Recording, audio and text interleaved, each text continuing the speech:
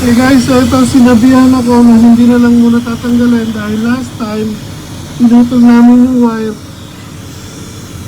kasi ito nakadikit sa bakal, tapos nilinyahan na lang ng panibago.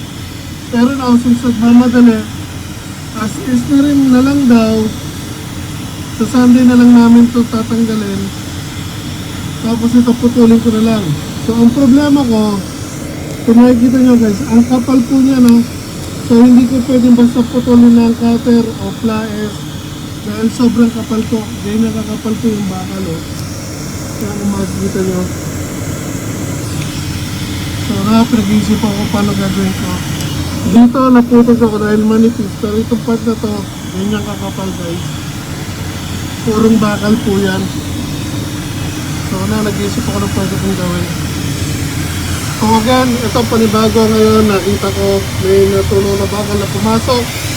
Dito yung ginawa ko last 2 weeks. Ayan po, pinutol namin yung wire, tapos nilinyahan ng panibago. So again, last week, ganyan kahaba na bakal ang pumasok dito or namuo na tinulong na bakal.